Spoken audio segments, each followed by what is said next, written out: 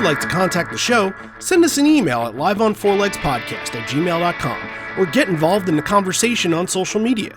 Join the Pearl Jam Podcast community group on Facebook or follow us on Twitter at liveonfourlegspod.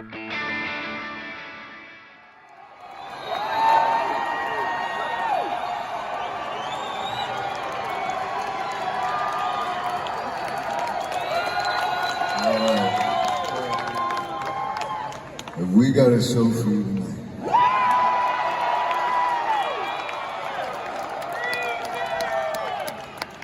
No, it's a question. If we got a show for you tonight, you'll see. And away we go.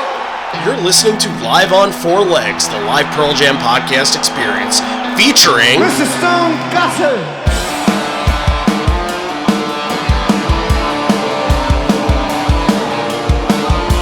Jeff Ament.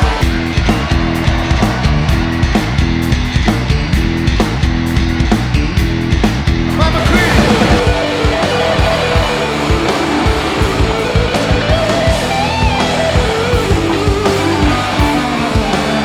Matt fucking Cameron in the drum.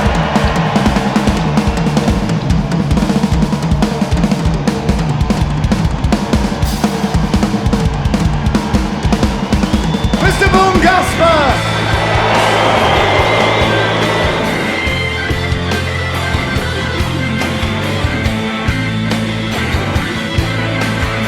You can call me Al, you can call me Ed, you just fucking call me, why don't you?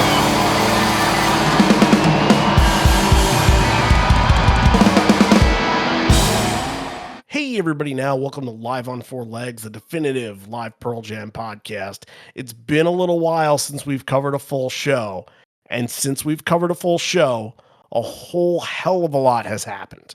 I don't think I need to really remind anybody what's happened, but for those that might have been sleeping or under a rock for the last month, Matt Cameron, no longer with Pearl Jam, stepped down 2 weeks ago, and we're still as a community trying to pick up all the pieces on this. We did an episode of it right after it happened, and we all kind of tried to figure it all out. And, you know, it's going to be a huge change.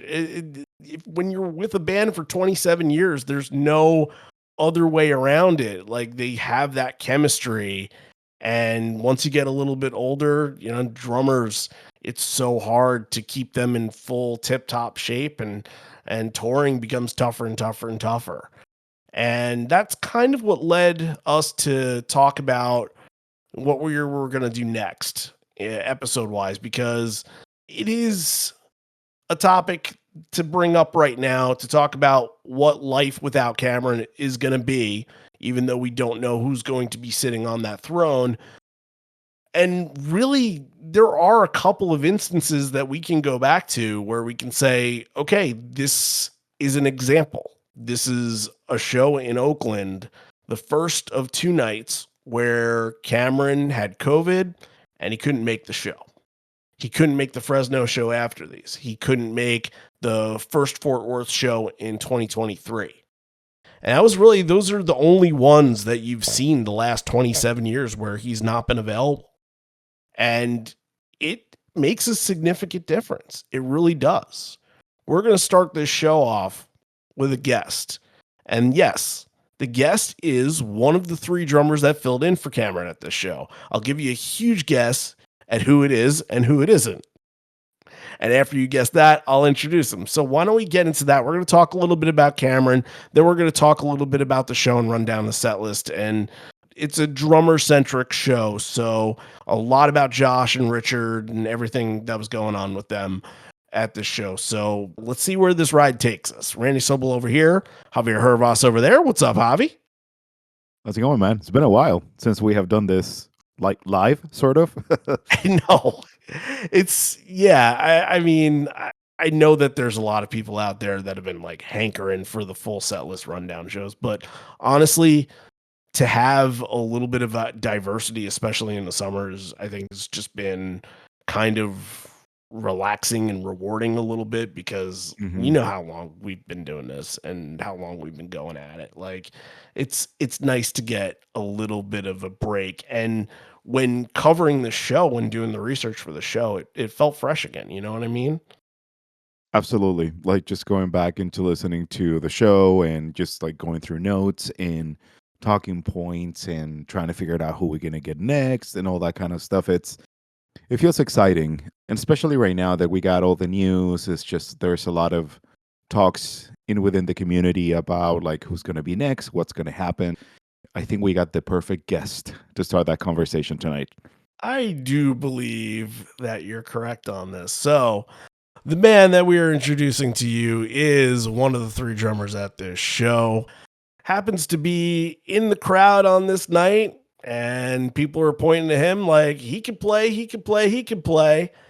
And one thing leads to another. He's backstage, he's trying out, he gets the seal of approval, and he comes back on for Yellow Ledbetter. But more importantly than him being one of the many names on a t-shirt that he helped create is that after that show happened in 2022, we got the opportunity. His sister got in touch with us, and we got in touch with his sister and connected us together to do this interview, which is a magnificent interview because of the stories that were told. And a lot of those stories will be told again. But if you want the full fledged, everything all encompassing, that is back in our archive. I'll post the link in the episode details. But what I'm really thankful of is that he became like a part of our community and a part of our friend group after this. I'm not introducing former Pearl Jam drummer Josh Arroyo. I'm introducing Randy Sobel and Javier Herbas's friend Josh Arroyo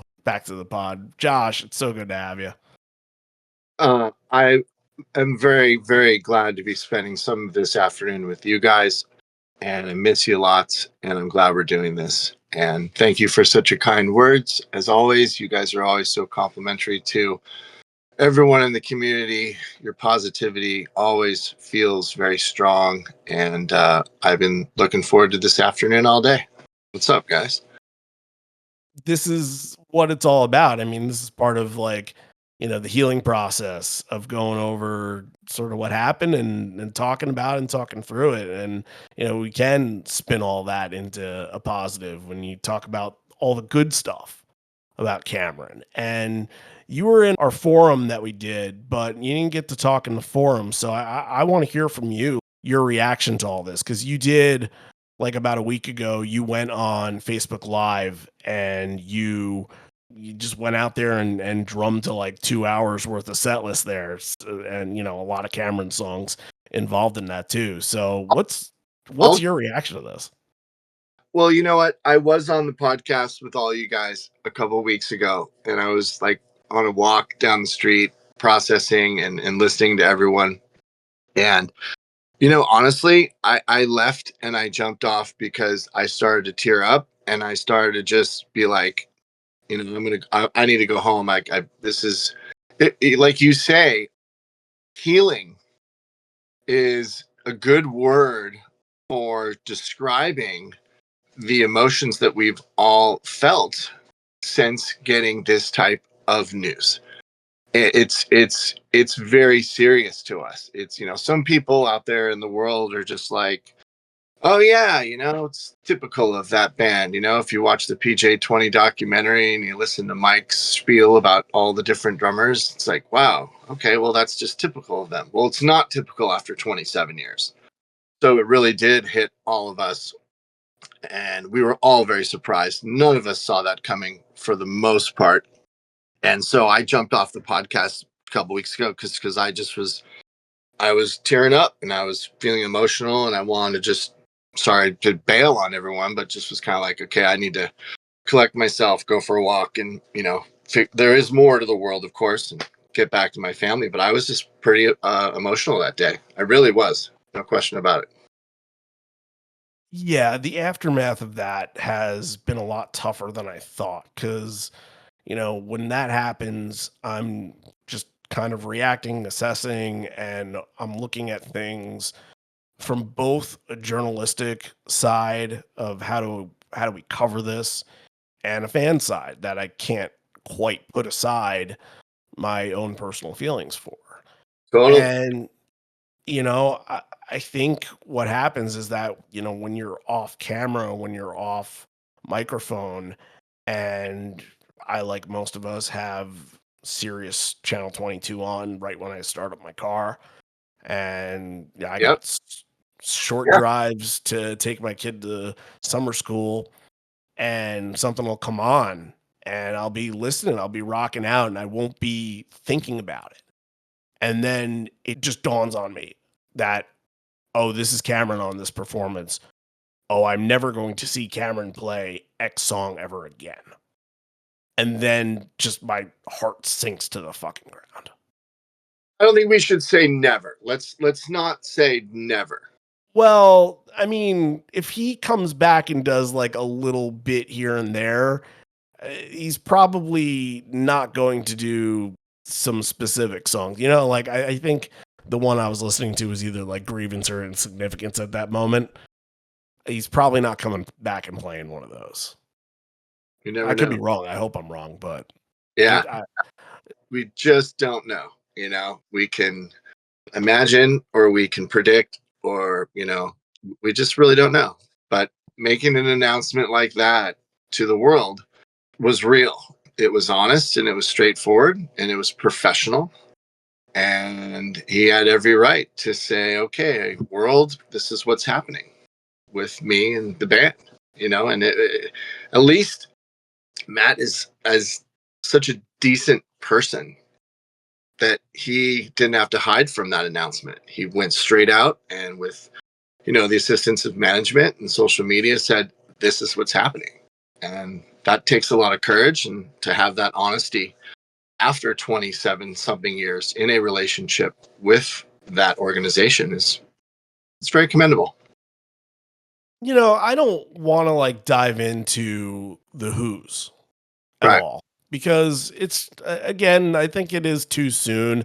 They'll tell us when they find somebody, but basically carve out some of the personalities, like drummer personalities, of what the next person in should be like. Because I'm not expecting anybody on the planet to be anywhere close to what Matt can do.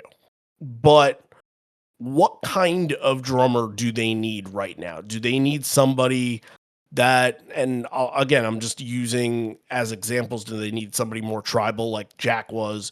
Do they need somebody more bombastic like Dave A was? Do they need somebody that's really showy like Richard Stuverud is?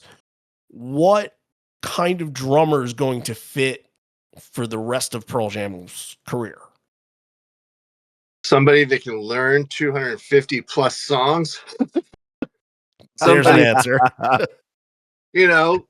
Matt had to learn 80 or 90 in a matter of weeks before he went out on his first tour. So it's going to take someone that's got a lot of talent, a lot of endurance, a lot of willingness to learn such a in-depth catalog of slow songs, and fast songs, strong songs, and delicate songs. I mean, it's going to take a really, really diversified style of drummer to continue to play unpredictable set list from night to night, ups and downs throughout the sets. Like I said, acoustic stuff and heavy stuff. It's going to take someone with some dedication, serious dedication to their craft. And not only that, it's going to take someone knowing who this band is, a very, very serious team player. And it's not going to be someone with a major ego, and we're not going to name names. It's going to take someone that is humble enough and close enough, and in my opinion, has a relationship with Eddie and Jeff and Mike and Stone and Boom, and it has a relationship with them as humans and as possibly even friends, to even attempt to fill in on that drum riser. I would like to add to that thought too, flexibility, because Mhm. something that is extremely important is one of the things that we were talking before we started recording is just like one of the main reasons why this band has survived for so long is because they are incredible live. And having a drummer that is going to make that possible too for everybody, just to have not maybe the same lick, maybe something that is going to be slightly different. It's important, and for you to feel like you were saying also, Josh, like sometimes take a step back and sometimes lead the band to whatever they need to go with the song. It's extremely important. And I think I find myself guilty out of this. I think right now that we had to cover the show and you listen to a band without Matt, I think sometimes you even take it for granted that he was always going to be there. And right now it's just kind of like, well, this is just a memory. And I really hope that, Josh, you're right, and never say never. And I really, really hope that we can see him with the band at least for like an appearance or something like that. That'll be fun. Yeah, for sure. Down the road, they do a couple of, they do something like they did at the home shows years ago, and they say, hey, let's do another major couple nights at home as a fundraising charity. Let's do what we did a couple of years ago at the home shows, and let's go play at the ballpark. And because we're home, let's see if Matt wants to come out and play part of the set. You never know. I mean, you just don't know. We don't know. That's why there's speculation and there's ideas. So maybe something, if they hadn't already gotten inducted in the Rock and Roll Hall of Fame, then we'd have that, to look forward to. But that's already happened. So He's got his own Rock and Roll Hall of Fame to deal with very soon. That's right. That's right. That is correct. That is correct. It says a lot right there about Matt. Not many musicians have been inducted into the Rock and Roll Hall of Fame twice. Not many musicians, but Right. outside of just musicians, because there are some like Paul McCartney with the Beatles and Paul McCartney solo, but drummers, I can like Jack Irons is a weird because he's not inducted with Pearl Jam, but he is inducted with the Red Hot Chili Peppers, so he's played for 2 Rock and Roll Hall of Fame bands, but Should be in the Rock and Roll Hall of Fame with Pearl Jam. That's a bunch of Hall of Fame crap. I don't understand how Jack's I know. not in. I trust me. I'm with you on that. I'm with you on that. But technicalities and the bullshit, Correct. So let's talk about just sort of 3 years in retrospect from this night. Now, one thing that I made it very cognizant not to talk about because I didn't want to paint the story in a light where it could have been open to interpretation was that I didn't mention your time working with Jack Johnson at all. Because when people hear that, they're going to say, oh, well, Eddie's best friends with Jack Johnson. Of course he got on stage, like they could have planted him in the crowd. And I didn't want anybody to have that sort of interpretation because this was a completely natural story. Right. But yeah. Your time with Jack Johnson, like are you still working with him a little bit or?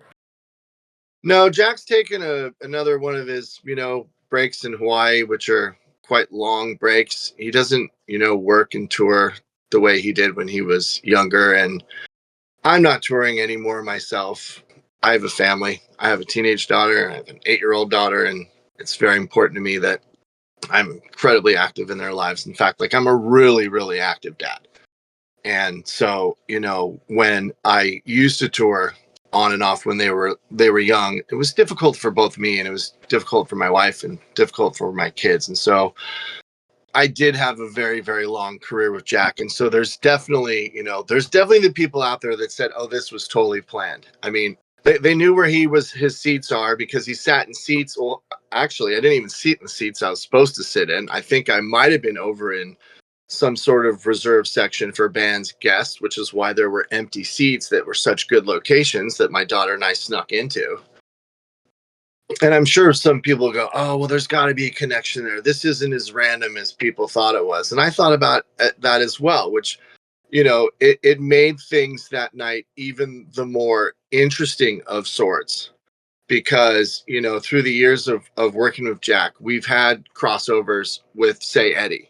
And he came to Hawaii years and years ago and did Jack's Kukua Festival in 2007.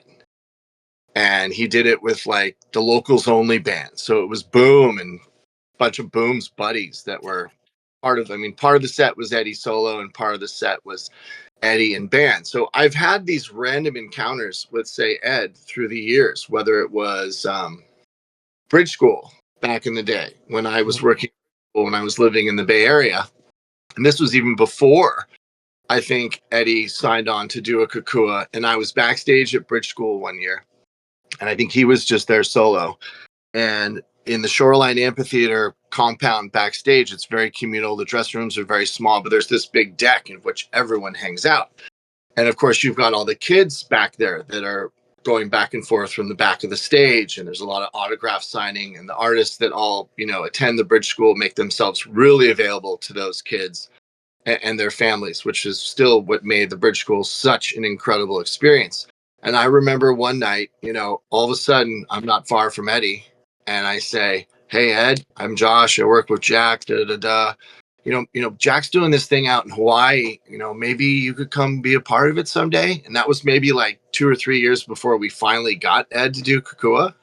So we've had these crossovers in random experiences, over the years. Jack played Bonnaroo in 2008. That legendary Bonnaroo set that we can talk about. And we were on stage right before PJ.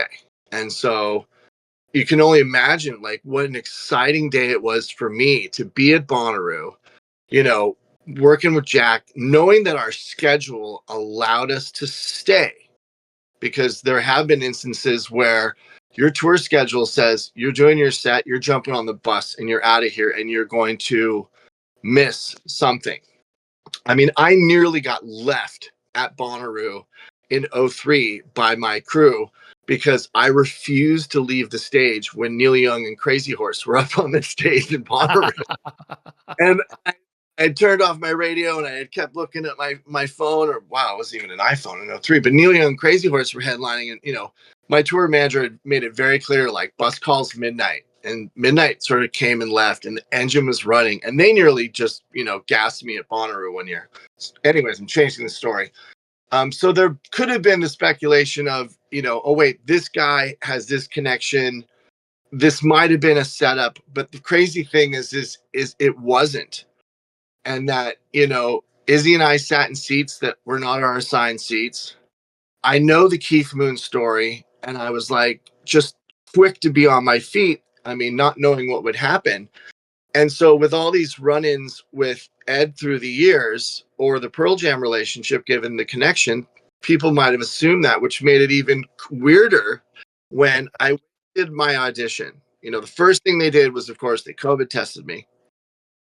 Then they took me into the practice room and said, "Can you play?" And I had to play drums for their security guy, Big Pete. And the crazy thing, and I don't think we even talked about this back 3 years ago, was that during that same period of time, I was gearing up to go out on tour with Jack that summer in a new role. And that role was like security director, but more importantly, a new position that was created during that time of touring, which was called a COVID compliance officer. And organizations were bringing on people in a new role, not a production manager role, not a guitar tech role, not a sound engineer role, but a role to conduct testing amongst the crews from city to city, because we were all trying to figure out how to tour again. We're all trying to figure out how to safely get back out onto the road. And we were watching some bands and we were learning from those other bands.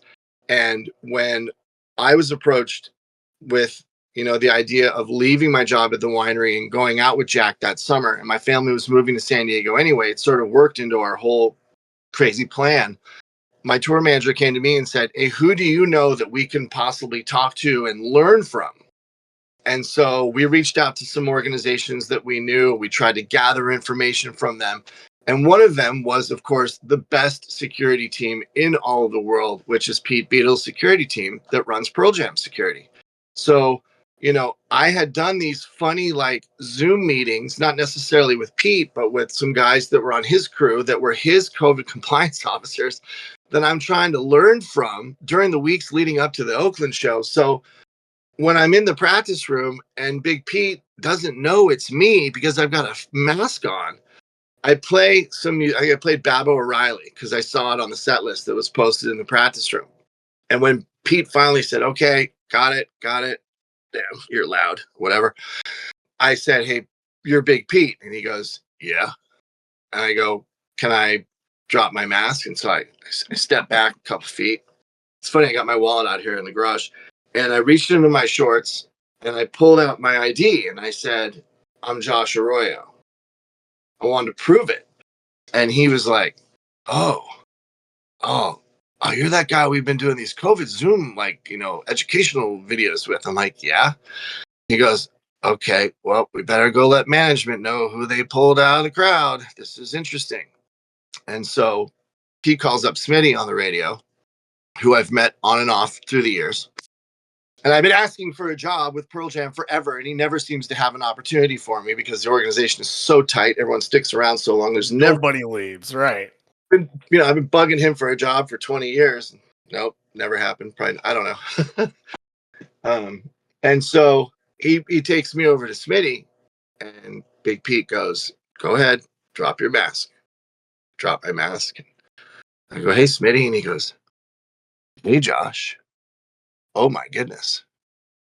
This is interesting. Wait till the band finds out. Wait till Eddie finds out of who he just pulled out of the crowd.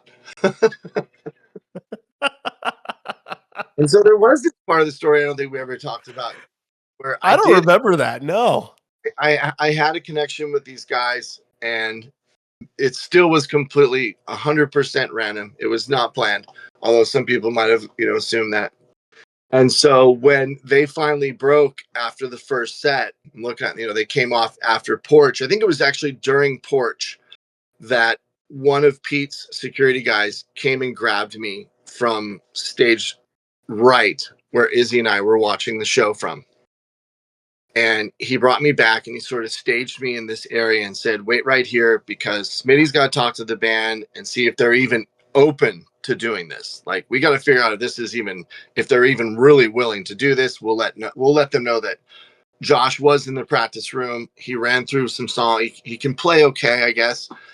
And that's when I saw the guys all having their little huddle, and I'm about 10 feet from them, and I'm excited and also just nervous as can be. I'm like, wake up. Are you dreaming? This is really, wait. Is that the guys really over there, like having a little meeting, a little sip of water and having a little, some of those huddles that you'll see like in Imagine Cornice when they come off the stage somewhere in Italy and they're trying to figure out what to do with the encore. And speaking of Matt, the camera goes to Matt and Matt's like, taking a chug of Gatorade and he's like, oh my God, I got to go back out there some more, And that's when he was, 06, that's when he wasn't just playing drums. He was singing backup on so much of the album. Mm-hmm. Yeah. So you're seeing that kind of scene with your own eyes. And then Eddie broke from the band. He came around the road case. He came up to me and he goes, hey, Josh. I go, hey, Ed. And he goes, this is pretty fucking weird. And I said, no, this is pretty fucking awesome. And he said, you want to play Ledbetter? And I go, I'd love to play Ledbetter. And he goes, all right, I'll see you up there in a little bit. He went running up the ramp and went and did Hideaway solo.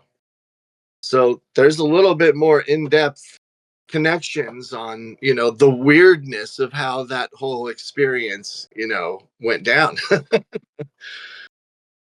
I mean, it's crazy because we spent so much time talking about that I thought we really touched up on everything. But we were saying like before we started, we're like, let's find a new narrative with this. Let's see if we can kind of freshen up the story. And I didn't even really need to do any work to try to freshen up the story there. That was the story took a turn I was not expecting.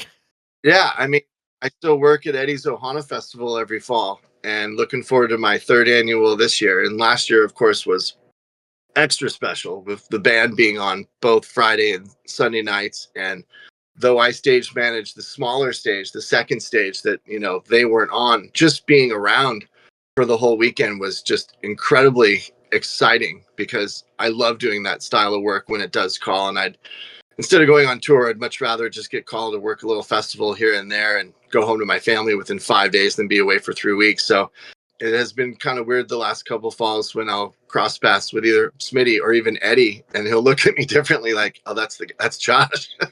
Did he run into you last year? Yeah, he ran into me last year, and funny enough, the first thing he asked me was, "Hey, how's your daughter doing?"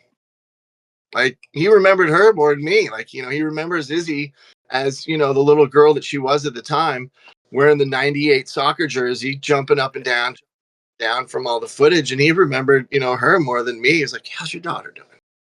And thanks for being here." And I said, "Oh, you're welcome. I love working this festival. Absolutely love the vibe of this festival. If you guys ever get the chance to attend, it's incredible. It's on the beach. It's, always great music. It's diversified lineups. And so it's always kind of exciting going back to that, especially with the experience that I had in Oakland."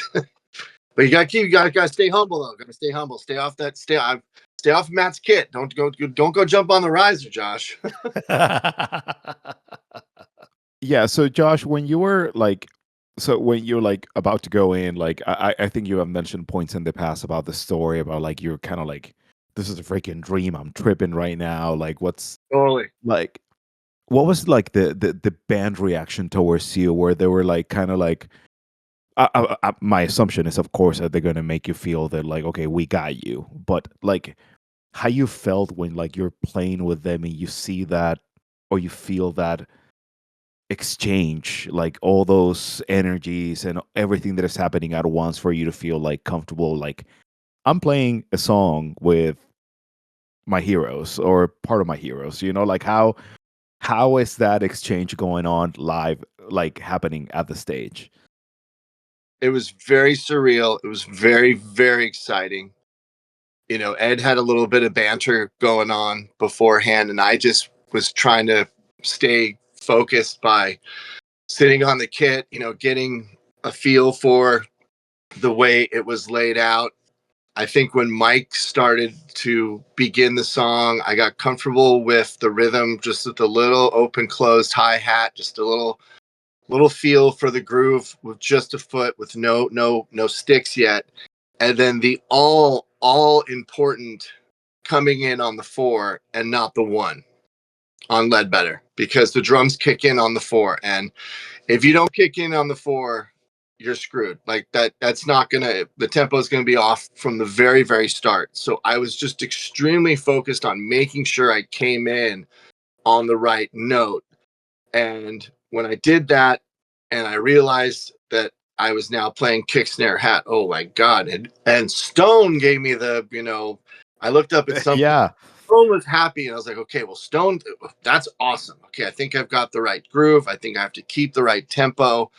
I got some really great support, in my opinion, from just looks from Jeff. And Jeff had a couple of just acknowledgments of, you've got the groove right. He didn't have me a long time, but there were a couple of brief seconds where Jeff gave me the nod of, you've got this, you've got this. So it was fun.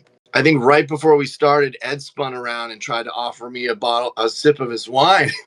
And I think he got the look of, oh no, Josh doesn't want to drink right now. Josh just wants to focus.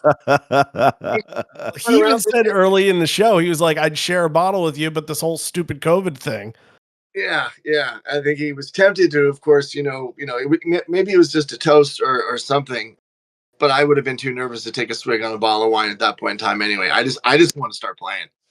Let's just get the song going. No banter and go. Have you watched the full video of the whole entire show on YouTube? I don't think so. Not the whole. I don't think so. Maybe I did. Maybe I have. It's just been a while. I was very impressed where the camera angles ended up being, because the person who had the camera while Ed is doing the whole Keith Moon bit was basically right behind you. Like, they just panned to their left and you can see you and your daughter right there, and like raising your hand, and like everybody looking at you. And it's basically a firsthand experience of what was going on in your head as this moment was happening. Very cool. You see the security come in and take you down, and then towards the end during Baba and even during Alive a little bit, you see both you and Izzy like rocking out and behind and dancing and all that. I'm sure you were a little too nervous to dance, but Izzy was having a ball. I'm gonna have to watch that again. Izzy was having a surreal experience. You know, she was 12 at the time. You know, for a young girl to like tag along with her dad and that to happen, you know, and I'll say it again, like my assigned seats were behind the stage, you know, and those were tickets that we had bought in 2020 and sat on them and not exchanged them and not asked for a refund, but just banked them and said, someday this will happen. My seats that I had selected on Ticketmaster were behind the stage. They were not over there stage right up above Mike's side. And when we entered the arena that night, and I wanted to show her, you know, the stage and what it all really looked like, and you know, point out PA and lights and give her a little explanation production wise on what she was experiencing. I saw so many open seats there, stage right, that I was like, oh, well, we just gotta sit here. These are too good to turn down. Let's sit here. If we hadn't sat there, I don't think any of that would have happened because I would not have been able to leave my seat, run down 10 rows to the rail, stretch my shirt out, Izzy chase me, and be seen. If we had been sitting up behind Matt, we would have never been seen. No. So Yeah. it was random, you know, just not sitting where we were supposed to sit. Sometimes it's good to break the rules a little bit. Sure, absolutely. It's a good lesson for my daughter. Have some fun. But yeah, she was. I remember watching the video of Baba O'Reilly in the beginning when Ed started jumping up and down with the tambourine, and then saw her stage left over near Monitor World and just slung one along the stage, sort of bounced it like a ball across the stage, just right by Stone. Great toss. Went right to the little staircase that goes from the stage down into Monitor World. Fell right down there, and bam. You guys aren't going to be. He's mimicking right. Oh, he's showing the busted tambourine right there. Destroyed. Yeah. Izzy was throwing this, and I don't think she doesn't want it in her room for some reason. She's a teenager, but I keep it out here in the garage, and this will, you know, I got some dates written in it. 5/12/22, Oakland, Baba O'Reilly. Eddie Vedder throws this to Izzy. That's How cool. could she not want that? I'd like. Yeah, I wouldn't let her take it to college in a couple of years, but you know. Oh, that's why I'm taking care of it, guys. Yeah, good call. Good call. But yeah, that footage classic because Eddie's jumping and, you know, Richard's ripping, and Izzy starts just jumping up and down like the crowd and like Ed, and she just starts jumping up and down from excitement. It's a memory that her and I will never forget together. Yeah, You know? that's an aspect that watching that you can tell Yeah. that like she's so excited for you. Like my dad is going to be doing this. My dad is going to be on stage, and I'm going to watch it. Like tell mom tomorrow. She still uses that story once in a while when she's trying to be cool for her teenage friends. And then they ask, "What's Pearl Jam?" Yeah, she meets, you know, she's met friends the last couple of years, being 13, 14, you know, they all listen to different music. It's a topic of conversation for teenagers, et cetera, et cetera. And she's always the one that says, hey, you ever heard of Pearl Jam? Well, thank you so much for joining us this afternoon. And once again, I just want to restate that I think that's the greatest thing to come out of our interview with you a few years ago was that we didn't finish. That wasn't that. Some of these interviews that I do with some great guests, some knowledgeable people, I never get to hear back from them, and that's okay. You know, it's just sort of what happens. But you know that we kept a friendship, and that I specifically remember you calling after Sacramento got canceled, and you were just so bummed. And it wasn't even this situation. We had talked for less than a week at that point. It wasn't even like, oh, I'm so bummed that the band isn't playing. It's like, I'm not going to be able to meet you, man. And right. like, that's in Sacramento. You were in Sacramento, right? Yeah. I was driving up. And I was literally like getting on the freeway because I wasn't paying attention I didn't see the announcement made. I was literally getting on the freeway when somebody called me and said, the show's been canceled in Sacramento. In fact, I think it was my friend Cinco who was at the Oakland show with me, who was that big tall guy who was wearing the yellow Oakland A's jersey, who sort of took care of my daughter when I ditched her. Thank God he was before I just split on Izzy until Pete and the security team went and found my daughter and brought her back. COVID tested her, but I wanted to meet you up in Sacramento too. And all of a sudden I'm like, oh man, no show. I mean, Randy, I should have just come up just to hang with you. But like I said, it was in that month where I was trying to get my family ready to move. And it was pack month. And every day was important to get a lot done before the moving truck that I pack myself, with some labor and some friends that I like to call the production shots unloading my family's truck, was just, 10 days away. So every day counted so much. I was like, well, shit, if there's no show, I can't go up to Sacramento. I got to turn it around and go get some stuff done. So I apologize for that, which is one of the. We made up for it. Seattle made up for it. It gave me even more motivation to like come find you guys in Seattle. With like, there's no question that like when I got on the plane that day, I was like, I'm gonna find Randy this afternoon. I don't know, but I'm gonna find him. And then of course, you're right here. You were an extra bonus, and everyone else, and especially the late night we had after the first show, and we went back to your pad. Yeah. And we all had snacks and we all talked and we all stayed up till, I don't know, 3 something in the morning. Oh, our neighbors were not happy about the week that we were there. I was going to say, if Airbnb is listening to this, they're most likely like, please, God, like, don't. Yeah, they're not very happy with us, but that's okay. we got a letter from one of the people that lived there full time. And at the bottom, I don't remember what the rest of the letter said, but the last line was, please show us some mercy. That's how bad it was. Yep. Great memories, guys, that, we'll never forget. And we're grateful to have had together. And we'll see what the future brings for us in the future. Any ideas, Javi? You guys are going to ask me who I think should be the new drummer? Oh, all right. Well, look, I don't want people to get on me about it. I don't want people to get on Javi about it. But yes, you can give your prediction. That I'm totally fine with that. Richard Stuverud. You think so? Hands down.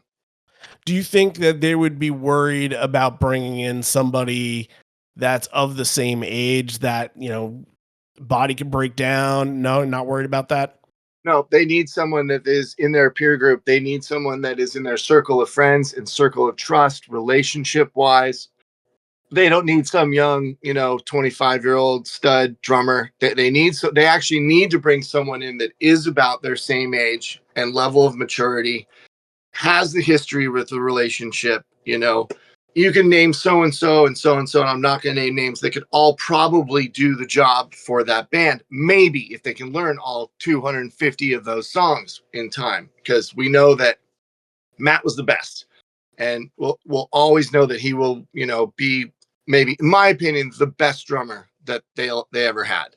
But if they were to continue on, I'd love to see them continue on with someone that has a history with them, has the passion, has the love of that band and of that music, and not just someone that wants the gig, but someone that really believes that they are a great band. And we know Richard feels that way. There's no question about it. And Richard's got the skills. He can play. The guy can play. You heard it here, folks. Richard Stuverud is approved by Josh Arroyo, getting on the campaign trail. No, breaking news. If you look at what he did in Oakland, you look at what he did at the other nights. I mean, he did Baba that night, like both nights in Oakland. He played Baba O'Reilly with such strength and such power, and he loved being up there. And that's what you love about Richard Stuverud, is he loves playing with that band. So you would get someone that would bring not only the talent to the table, but someone with the passion, the trust, and the desire. You absolutely nailed it right there, because that's one of the things that we'll talk about when getting into the set list, is that we haven't seen a Pearl Jam drummer actively look as excited, because Matt's just machine. Matt's just, yeah, like, I'm doing this is effortless. But like Richard is so just moves. He moves with the kit and he moves with every beat and he makes these faces. He's so animated out there that it's impossible not to draw your attention to. I'm very surprised that prior to his performance with them that night that he never got the opportunity to play with a band like that was playing in front of those kind of people. So we'll see, and I'll fully embrace him. He's a lovely human being. We got to talk to him a couple of years ago as well. He's a lovely human being, and yeah, if that's their decision, I'll fully support it for sure. All right, man. Much love, your family, your daughters, and we'll talk to you very soon. All right, let's cut off and let's get together soon. Okay, guys? You got it. We'll do.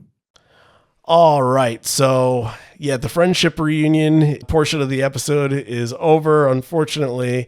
And now we can get into talking about the set list, which I'm sure is your guys' favorite part. So, before getting into the the main set, there are preset songs at this show. And there were preset songs in 2022 for at least the West Coast leg. Although, it was kind of a way for people to get in the seats in order to watch Josh Klinghoffer's Plural One. I think in this instance, where you have not one but two songs, it's kind of saying to people like, I get that it might not be what you paid for, so here's a little bit extra. And before the show, we knew nothing. We had no idea that Cameron wasn't there. Like, not even an inkling. For Fort Worth, and I got in trouble for this. For Fort Worth, but some guy on Twitter sent me pictures of Klinghoffer in Soundcheck and like a bunch of songs that they were doing in Soundcheck. And then I thought, like, okay, before they go on stage in between the opener, I'm like, okay, I'm going to post a picture of this. And I got in trouble for that. Even though, wouldn't people have figured it out with the Yamaha not being on stage? You know what I mean? But like, everybody kind of knew because Indianapolis was canceled. So, but there was no indication at all that anything was weird or anything was funky, especially in the preset. So Ed's introducing himself as the guy who's going to be playing later in the night. As the first one reminds him of a guy who's from this part of the country. And the back-to-back songs are Needle and the Damage Done and I Won't Back Down. Yeah, just common ones to get early on. And Needle's so quick. Needle's a 2-minute song that I can see him being like, you know what? Well, let's get one more. Let's get the crowd like fully invested on a sing-along like I Won't Back Down. And there's a lot of Neil things at this show. And at the next show, too, they play Throw Your Hatred Down, I believe, on night 2. So, and that's like another thing. It was heavily, heavily rumored that Neil was at this show, but I don't think that he was. You remember that? People talk, and it's always a thing with Neil and Pearl Jam. Like, oh, Neil's yeah. One of the nights of the tour, you're always going to hear that, like, oh, maybe Neil is going to be there, or maybe somebody's going to be there. But going back to the first comment that you said about, like, no one knew that this was going on, and trying to give like a couple of songs before just to get the crowd warmed up and everything. For me, it was shocking because when you're listening to the show too, like Ed in one of the stories, he says like, well, we just had less than 24 hours to scramble all this. So that's how quick it was.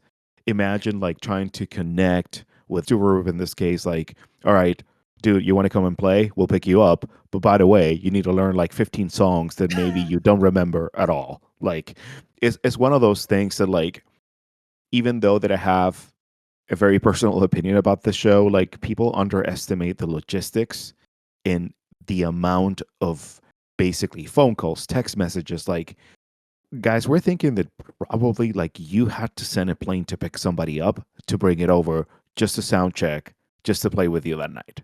Like, that's how committed they were, because canceling was not part of their plan.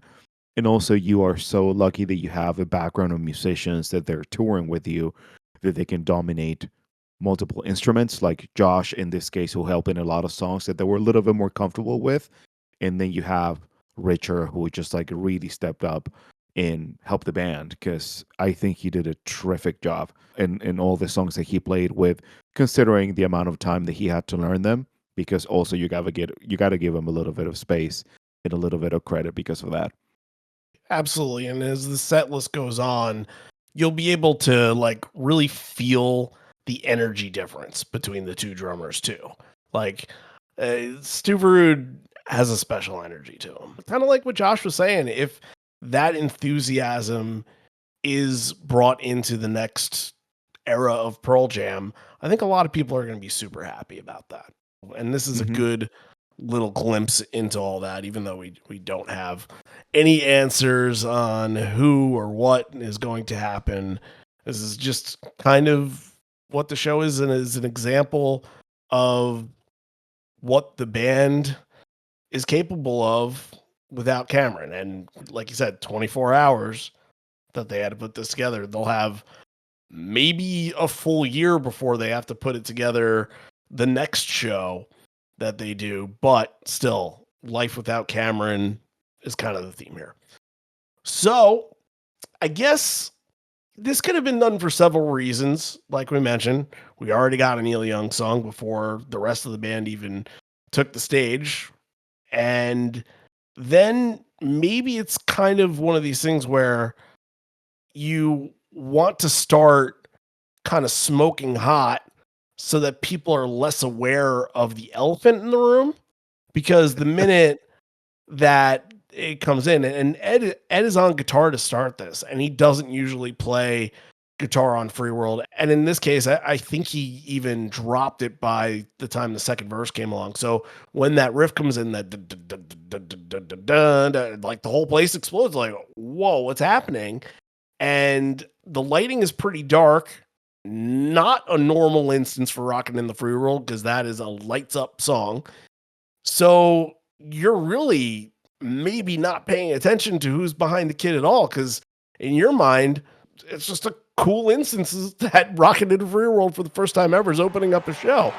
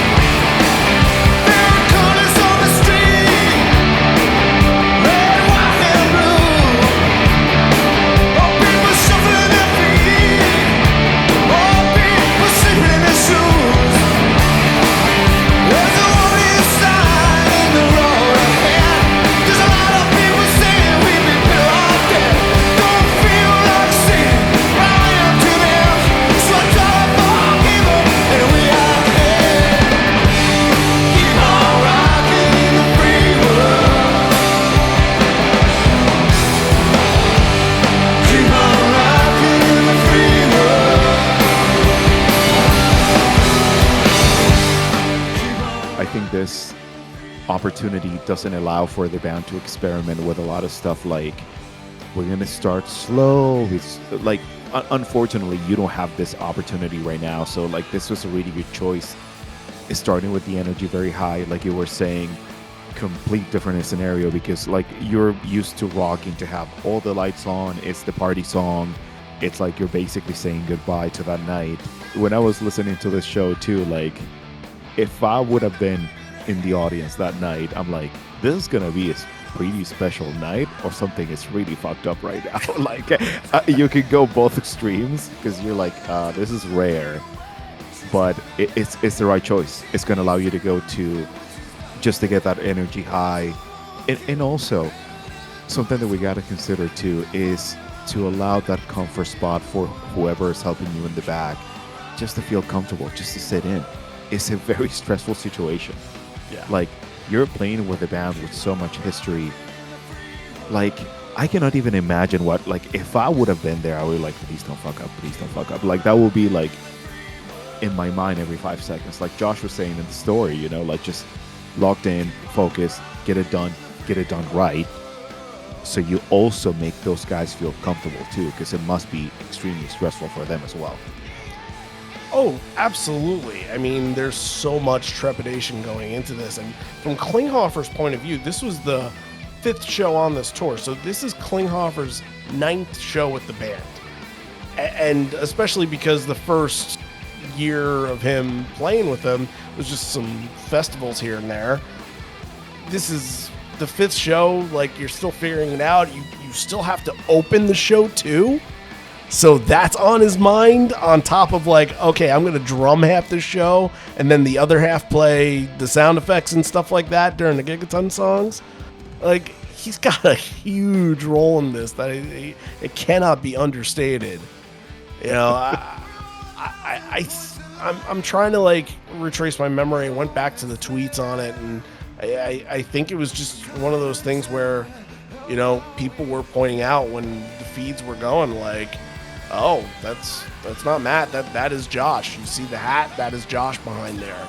And there were a lot more questions than we had answers at the time of Rockin' in the Free World. So once they get into Small Town, you know, loosen things up and kind of give a sing-along, and then we get the bearer of bad news. So let's hand it on over to Ed. He's going to take a sip of wine and say the things that need to be said. And yeah, it's a little bit sad to watch, but it's worth hearing the words. Got a little something to say to you, and I might just have to have a sip of wine to get me through it.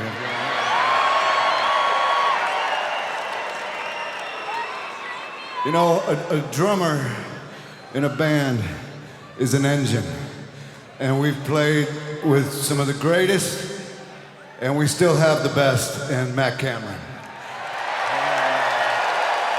All right, that's my cue. I'm toasting to Matt Cameron right now. Soundgarden, Wellwater Conspiracy, Pearl Jam for 20 years. Matt Cameron.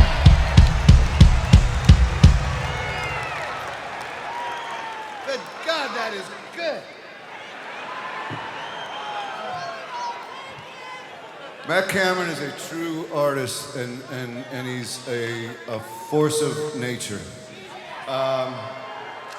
However, even his superhero status could not prevent him from testing positive. Yeah, this damn COVID thing yesterday. So we've been scrambling for 24 hours because after 25 months of, we were supposed to be here 25 months ago. 25 months ago, we've been waiting, you've been waiting. And postponing was not an issue. No, I'm sorry, it wasn't an option. And for us, neither was canceling. So, we didn't want to pull the plug, and we couldn't pull the plug.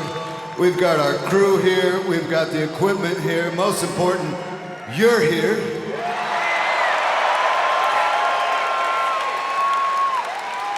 So, lucky for us, we have some friends. And one of our friends has already been on our team this tour, the multi-talented, multifaceted, multi-instrumentalist, playing behind the drum kit right now, Mr. Josh Klinghoffer.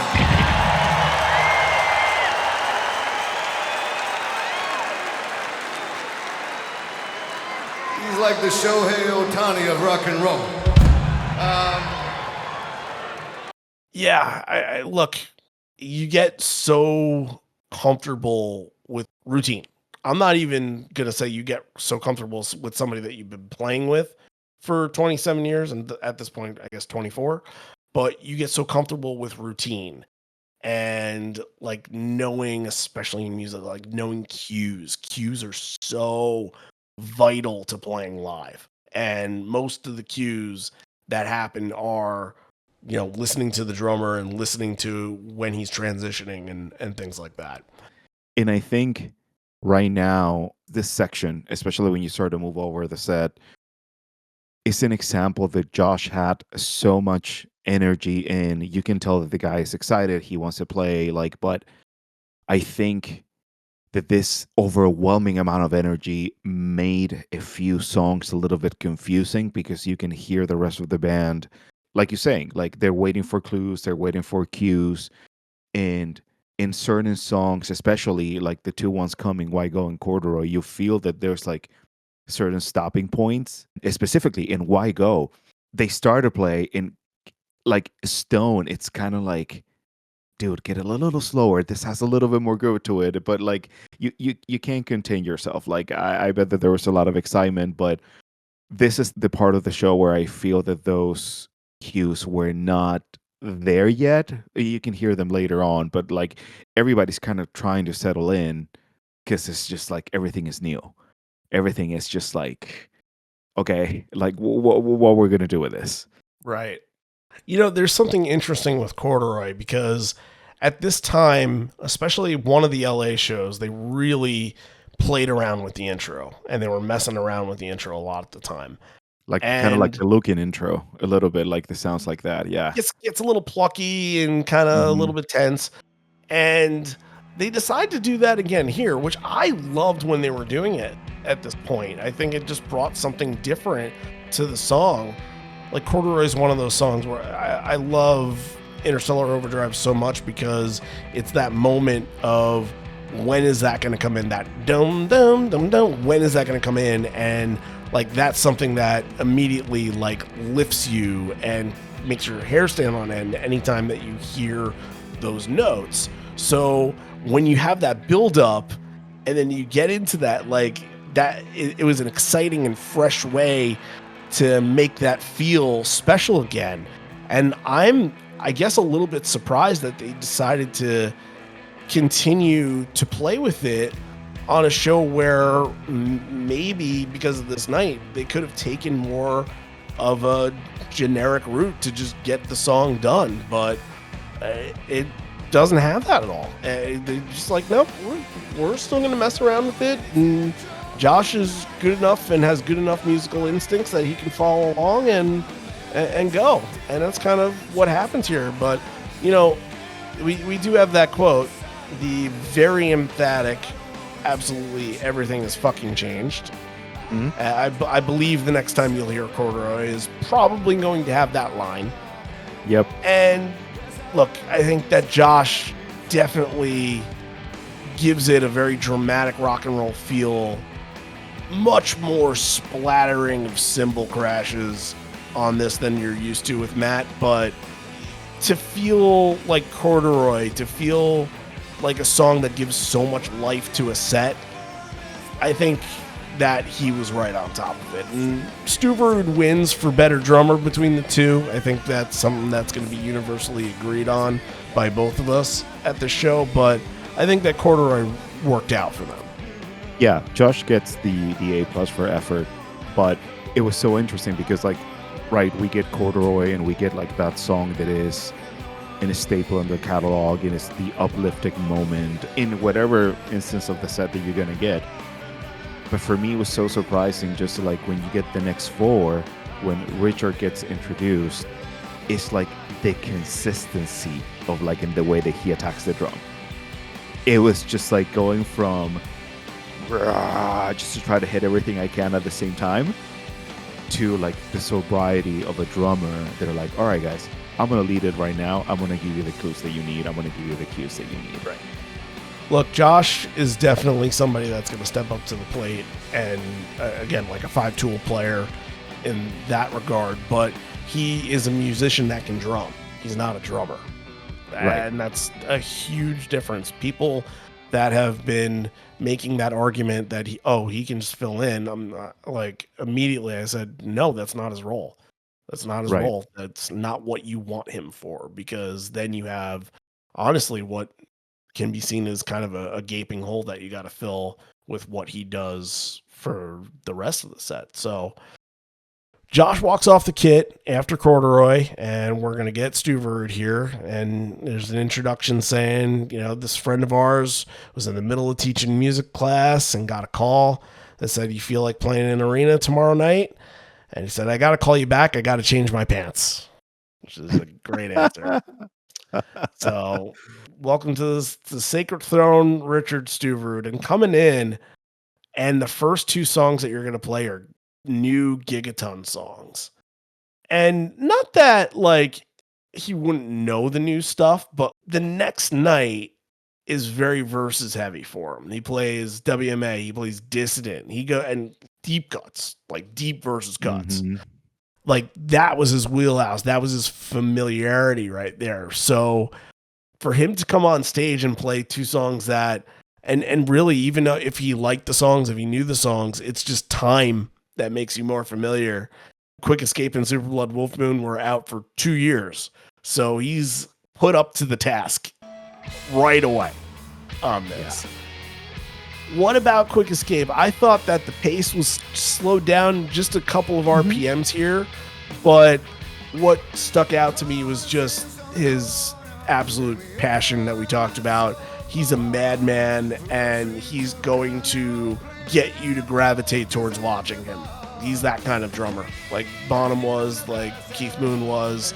He is basically, and we'll talk about that more when we talk about Bob O'Reilly, but he's basically like a reincarnate of Keith Moon, if you know what I mean. Like it's just the show. He isn't out there to make the show about him, but it's just so natural that he is it. Yeah. And even though that you're like not familiar with him, you're gonna put your eyes on him because of like the way that he plays, like his long hair like flying around, you know, like he has a lot of presence. And I really like the approach that he took with Quick Escape, because like we were saying before too, like that snare consistency, like that hit is extremely important, and he nailed it. I think Quick Escape, Super Blood, and also going back to the point where like this is the demo that he was part of, with the next song coming after that, it closes the circle. And it was pretty cool just to hear that approach that you got on the demo for the first time, in the very subtle things that he's doing with all the cymbals, like going into Nothing Man. And I thought that like he really created elements that make Nothing Man feel very, very emotional. Like it really made me feel that way when I was listening to this song. Yeah, I absolutely agree with that. I think he was kind of channeling a little bit of nostalgia there, as the story would go. You know, the origin story that comes before Nothing Man really shows you that it wasn't just calling on a friend, it's calling on somebody that has made history with this band before. Let's listen to what Ed had to say about the making of Nothing Man and his rain adventure, singing a song in the rain.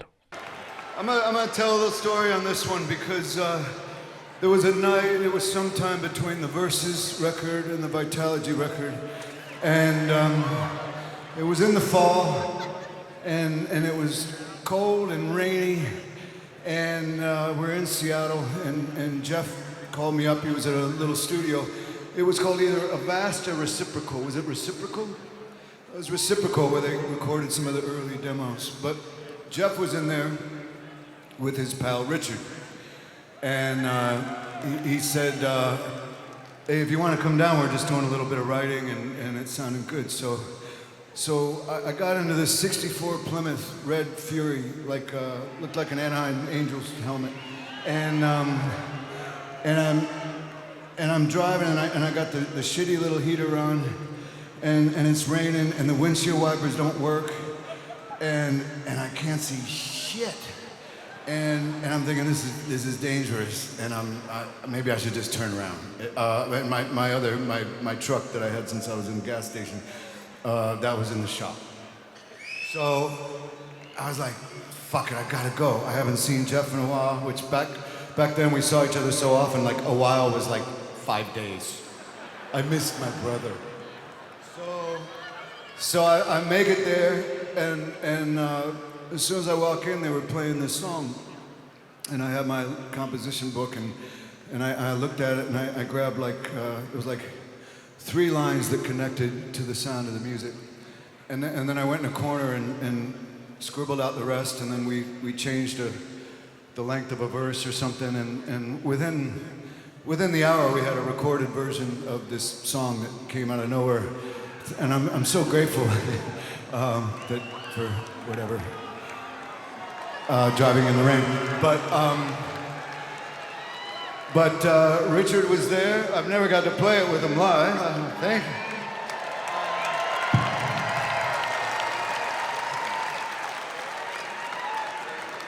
I'm going to toast to Richard. You'll see I'll be making many toasts this evening. But I don't know if you know this part, Jeff. So on the way home, it had cut down to a bit of a drizzle, but still, I couldn't see shit driving. Luckily, it was 1 in the morning and there wasn't that many people on the road. But I just pulled over and I took down the top. And I grabbed a couple surf racks and sat on them like a booster seat so I could see over the windshield. And I put the cassette in of this new song. And I was just screaming, singing this song at the top of my lungs in the pouring rain driving back home. That was the...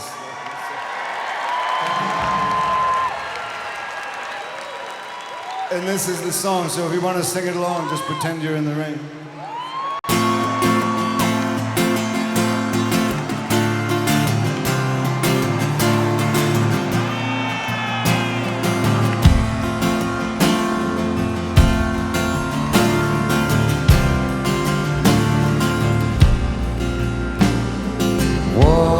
Divided, there's nothing left to subtract. Some words when spoken, they can't be taken back. Walks on his own with thoughts he can't help thinking. The future's above, but in the past he's slow and sinking. Caught up to lightning, curse the day he let it go.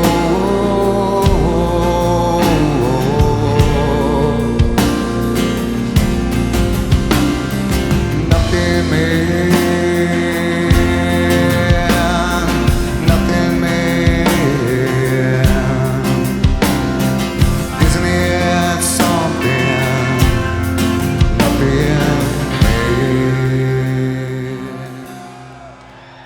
Look, we can talk about it till we're blue in the face, that the band will sometimes ignore certain parts of their history, like dates and things like that. It just tends to happen. But like when people are involved, when somebody has done something for the band to help them, that is something that they never forget. You know, it had been since the demo that Richard had played this, and it was surreal to him.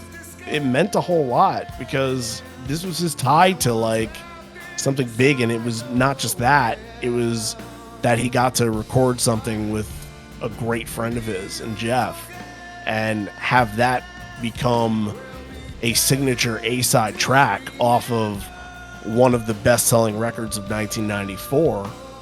You have absolutely earned your way to this moment just by being a part of something like that.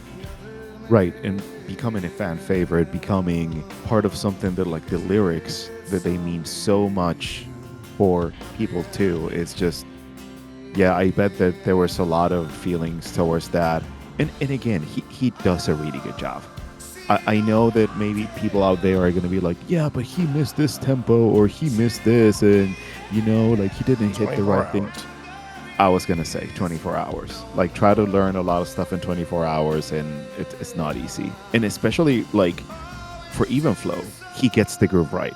He does get it right. It's a little slower than what we're used to, but he does it right, especially that transition in between where, like, is, like, everything that his mic is doing is in front of you, like, the solo is in your face, but then he get that cutting point with, and then you start with the tribal stuff, basically indicating a rise tone. It's for you time to come in. That's cool. That's something that I think you need to have a lot of balls just to do it right.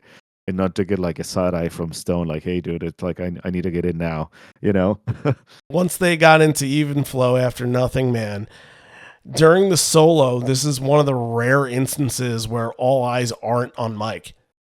Everybody's huddled around Richard for this, and they're watching Richard, because sometimes they'll huddle around Matt a little bit.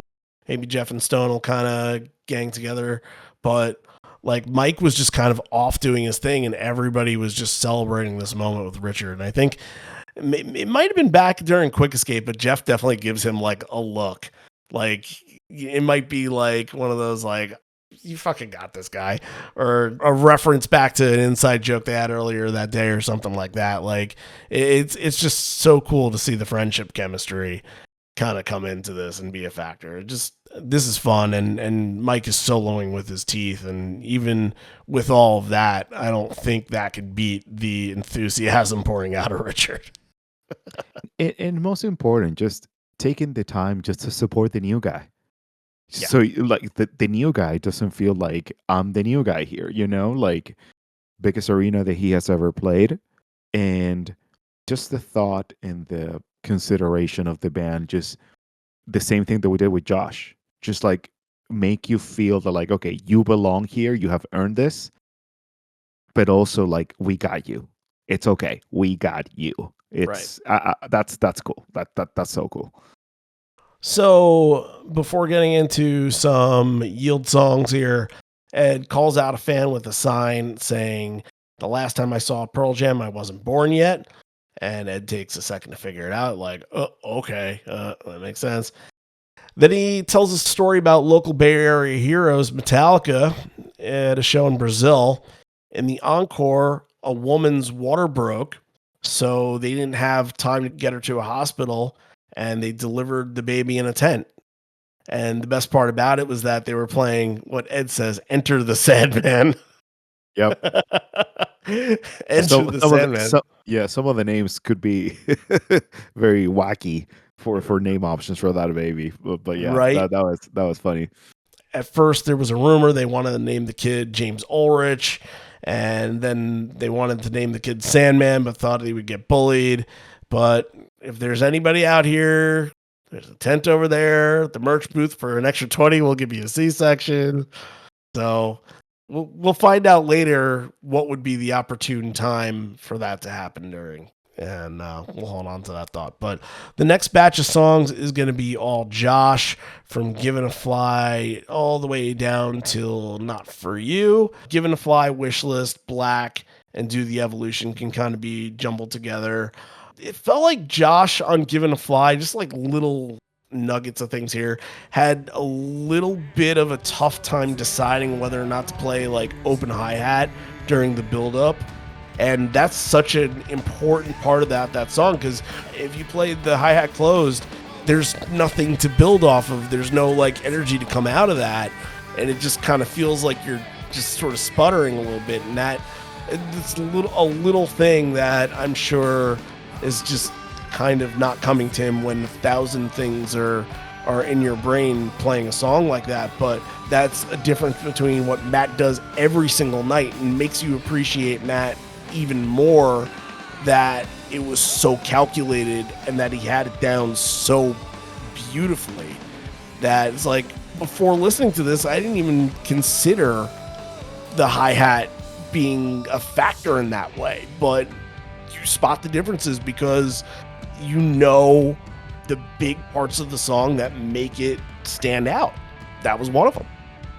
Right. You're expecting that in crescendo. The other thing that I miss too is that transition that Matt always does in between like all the toms, and then going into that tom into snare, and then like the song kind of like opens up and it gets to that like big moment that you're waiting for. But again, A+ per effort.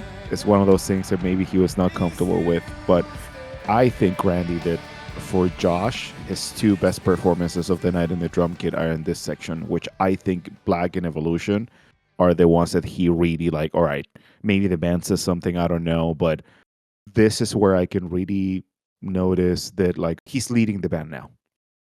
And these are two examples that he definitely led everybody else just to get like go through and have like good versions of those two. before we move on, one of the things I got to mention is that there was a lot of Los Angeles Angels ass kissing at this show. Baseball moment hobby. I know. And we get like as fortunate as Otani in wish list. And I think Otani was brought up earlier with Josh saying that he's the Shohei Otani. And you're thinking to yourself, like, they're in Oakland and there are no A's. This is Orange County, the Angels play in Anaheim. And I thought it was real weird. Apparently, Joe Madden's at this show. Yes, he is at the show. It's not apparently. He was on video. He is at this show at the time where he was managing the Angels. There will be some Oakland A's references coming in this show, and I'm actually very excited to talk about that. So, after Evolution, Ed talks about a girl from the Bridge School shows, which immediately to my mind is like, oh, he's going to talk about Maricore. It wasn't Maricore. I believe the next night he might have brought up Maricore. I can't quite remember, but Maricore was always the one, before Last Kiss, that she was the one that Ed had a real great connection with. But here he's actually talking about Neil's daughter, Amber Young. And he's talking about kind of his relationship with her and going back to the Bridge School shows, and then mentions other musicians that played, like Brian Wilson, the late Brian Wilson. Rest in peace, one of the absolute talented musicians on the face of this earth. Brian Wilson, Elvis Costello, Paul McCartney, Elton, and Neil he mentions here. And then says Neil's daughter Amber, you can tell even that at her age she had art in her eyes, because she at the time just had a gallery that raised awareness for Peggy Young, who passed away from ovarian cancer right around that time. So that was something he wanted to bring up. So daughter, we get another Neil Young reference, and this is not a song that had any other introduction at a Pearl Jam show before. The song is Long May You Run. It was the tag on daughter, and first time, last time tag, OTOTO if you want to say. Long may you run, long may you run, long may you run, long may you run.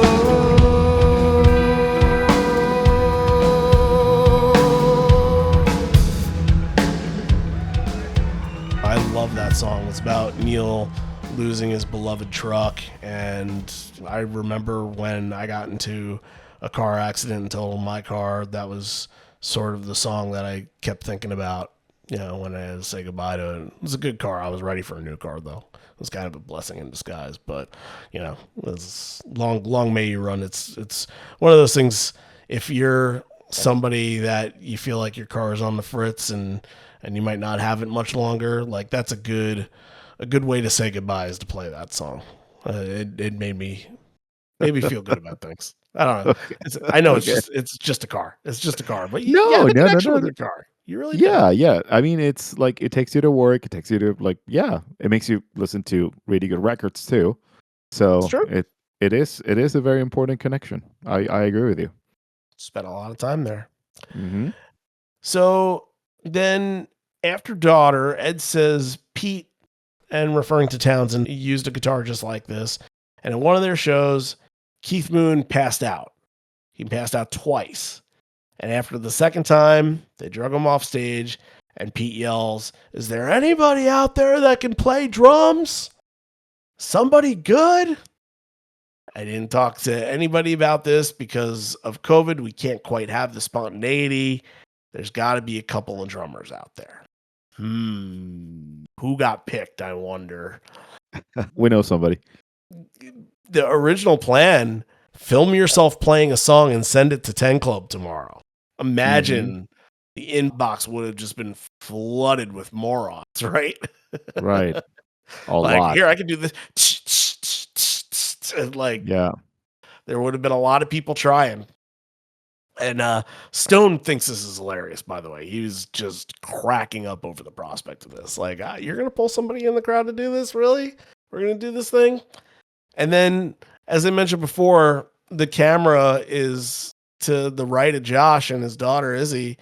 and you see him standing up and everybody's kind of like pointing and you're like, okay, you come on down. Let's get you tested and I guess we'll do it tonight. Right. So, and the rest has already been told. I would say the rest is history, but we told that history. So the next two songs are Not For You. Didn't love this version of Not For You. I thought that it just kind of fizzled into the modern girl tag. Didn't do too much for me. But then Richard comes back for 7 o'clock. And right before 7 o'clock, this is where Ed mentions the Oakland A's thing. And he's like going off on mentioning everybody that was on that 70s roster when they won 3 in a row. Yep. Including Herb Washington. And he says he's like, Herb Washington, although he didn't hit, he just ran. It's one of the great baseball stories. They hired an Olympian to be like a base stealer for them. So they used a roster spot on a guy that could not swing a baseball bat, couldn't field. He literally, all he did was ran. And it didn't really work out that well.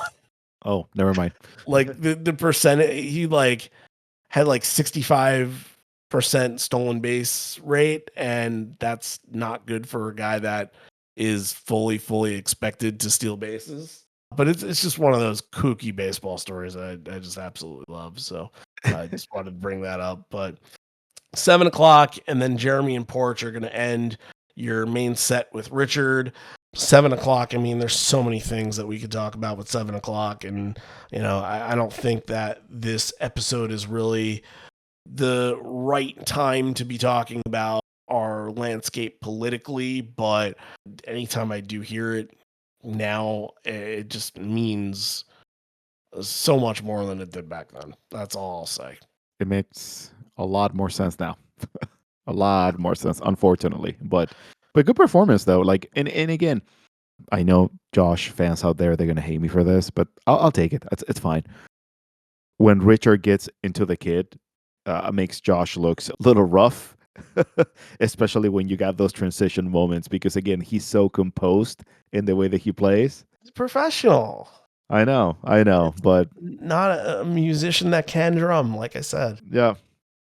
yeah, but but again, it's just like I don't know. Sometimes you can like really tell the difference. But good performances of 7 o'clock, Jeremy, Porch. I think the band plays it out really well because it you can tell that he's not very familiar with, especially that jam section. That like okay, the drummer is going to take the lead now, but like they play it very well with him and they give him a lot of guidance. And I think they survived. They survived the first portion of the show. They made it. It was part of the battle, survival for sure. Yeah, survival. Yeah. I actually thought the Porch solo here a little bit more subdued than I was expecting. Tamed, kind of like a little bit more controlled. Yeah. Yeah, I would like to go back to hear because they played it again on night 2. I would like to go back to hear how that one went because I'm sure after one night of like, okay, well, we did it this way, we're going to do it a different way. I would like to investigate what that take was, but yeah, they didn't go all out on that when Richard absolutely could have. But both performances are really good. Again, songs that he's been listening to for the last 30 years, so he's going to get right. And he's flashy. He's flashy, that's for sure. And I appreciate Jeff chiming in on the backing vocals on Jeremy, where that would usually be Cameron's spot to try to forget this. So. All right, we are at the encore. We'll take a quick pause for stations to identify themselves. And all I'll say right now is that, you know, things are really fluid around here. We're like trying to just react to the moment because, you know, right now we didn't have the idea to do this episode until like a few days ago. And that might be the case for some of these. I think a lot of you kind of know the game plan that I've had for so long is that I've had everything scheduled out, and I've told people that have requested episodes like, all right, well, it's April. I can't get you scheduled in until January. It's just, I did a lot. And I just want to say that, like, although I absolutely love doing this, I'm enjoying this not being a burden anymore, because it was. Not the fact that I get to hang out with my best friend and talk Pearl Jam. That's not the burden. The burden is finding the time. The burden is week after week after week trying to find different things and a different approach for different shows. And that we're not doing a show a week at this point, and we'll go back to it. We'll certainly, there's some plans in August. I think we're going to have three weeks in a row because of something that we're going to do. We're going to do Jones Beach, and all those shows have got to be in a row. But like, I think just having the break and having the opportunity to think of other things to do for content wise, like coming out right after Cameron stepped down and doing an episode on that. The Ross Kilda stuff. I can't thank you guys enough for your comments on what we did with the Ross Kilda episode, because that was put together very quickly. And also, I wanted to get that right. I wanted to get it perfect because the story needed to be told the right way. And I appreciate anybody that listened to both of those episodes and were moved by it, because when I got to hear that people were broken down into tears, like, that wasn't, obviously the situation warrants that, but I don't know if that was my intention or not. But it means a lot that it elicited that kind of reaction. So I'm very thankful, and that's the kind of thing that if I hear that kind of feedback, I'm just going to want to do more narrative stuff, and we'll find ways to do all different kinds of episodes. The Touring Buddies episodes are going to be recorded really soon, and we'll get those on. All I'll say is that if you don't see a new episode out on Apple or Spotify or wherever you follow, always follow YouTube.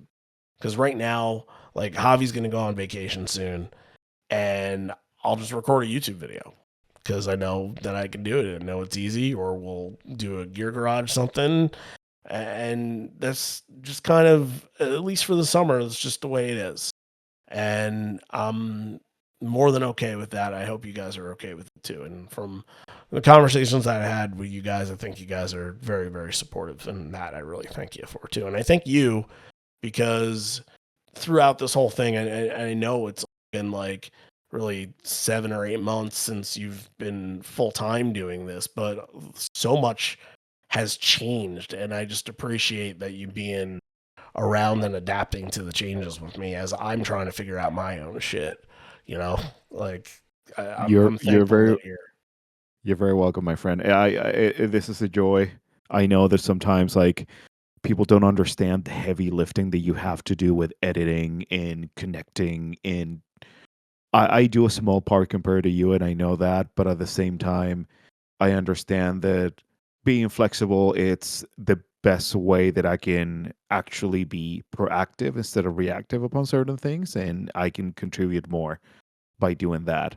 And like, one of my favorite phrases in the whole world is, sometimes the best part in the song is you're not going to play at all, and that's okay. you know, but and I that's find mine. ways to include you anyway, and Right, right. But and again, it's just, there's so many stories to tell, and I think we are in a really good direction to tell them in the right way, and that's more meaningful than anything else. And you know what? Like, the community keeps listening, and that's the most important thing. And sometimes, especially like taking the time for you and your family, and not to do that repetitively all the time, it actually reignites the fire, and I think that's more valuable than anything else. all right. I mean, we waited a full month to do like a set list episode again. Yeah. And I could have never fathomed that, because the idea was always like, hey, let's finish the race. And it was always a race. How much Right. can we do? Right. And then we realized that, all of the amazing and popular shows are already done.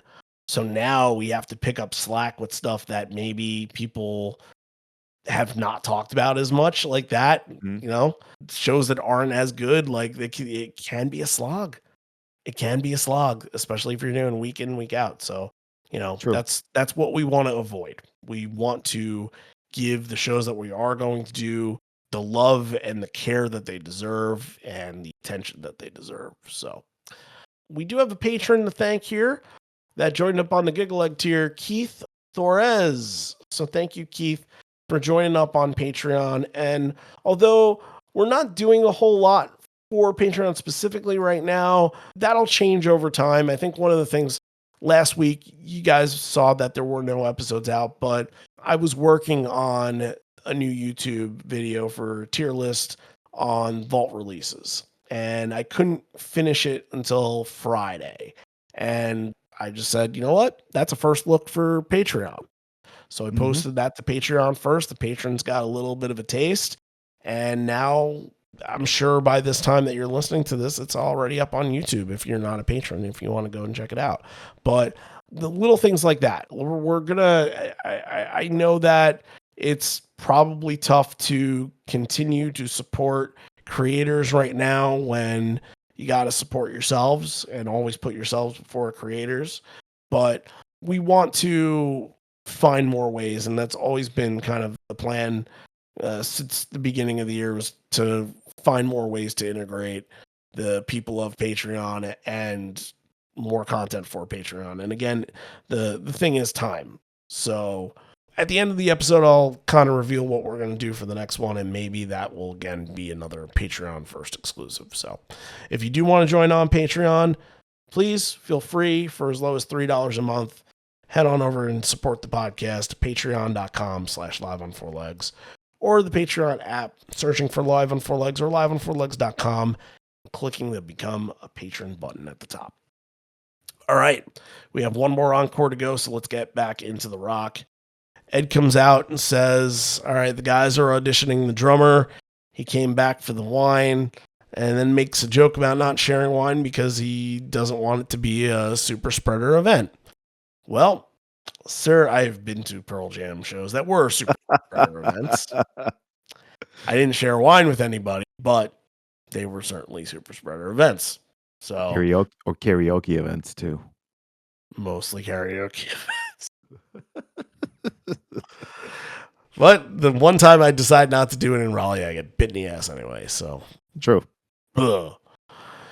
Calls this the best crowd in a while, and says that in times like these, they're so grateful to have them, and he wishes more of this country could be as progressive, and says that this area has led the way for decades.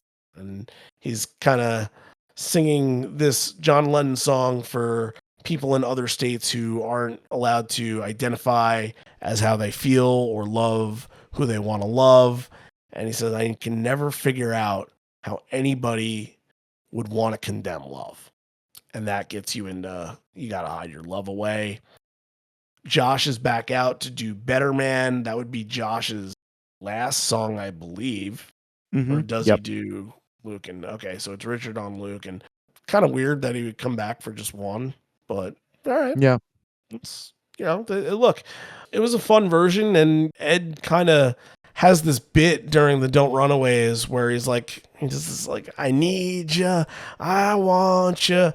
And he'll do that sometimes in the tag, but I really wonder if that was like a plea to Matt. Like, we need you here. We're getting through this together and it's working.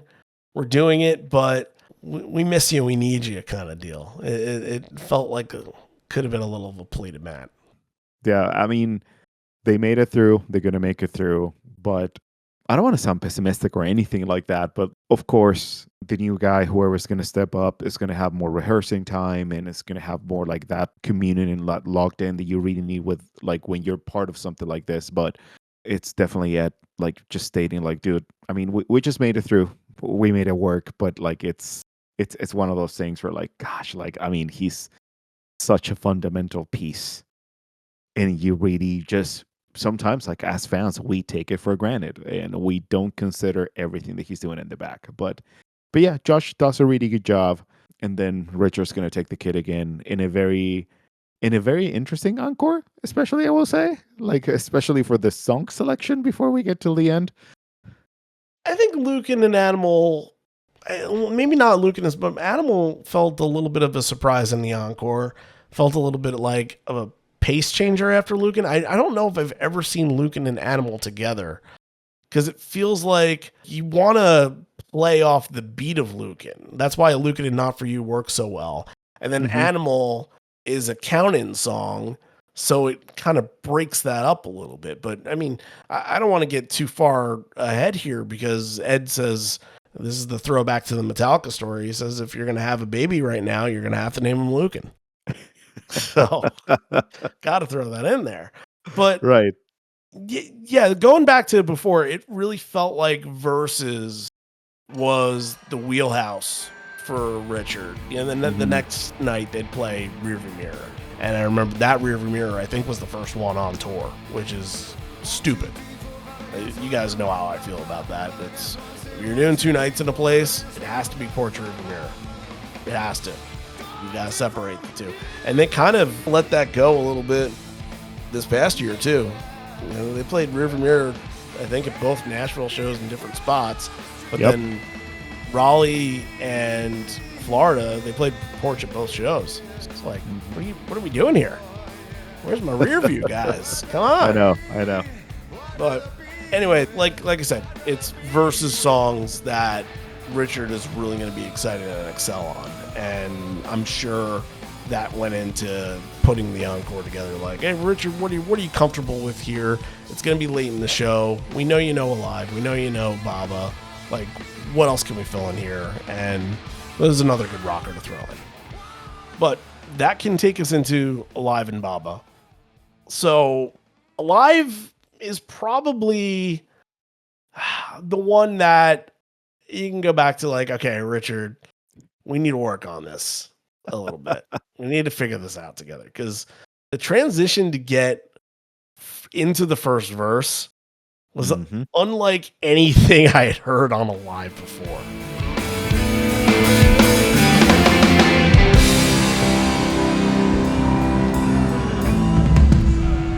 So she said, have I got a little story for you? Oh, what you thought was your father was nothing but a wild new city. Oh, my Lord, age 13. Oh, your real father was dying. Sorry, we didn't see him, but I'm glad we don't. Oh, I'm still alive. Yeah,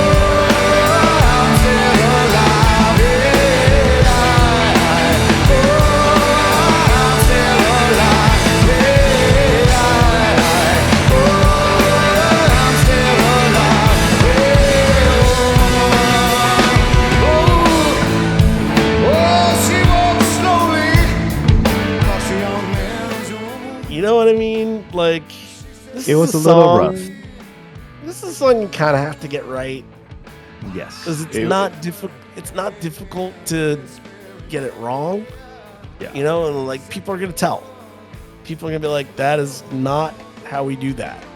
I think it kind of went off routine a little bit here. Again, 24 hours. 24 hours.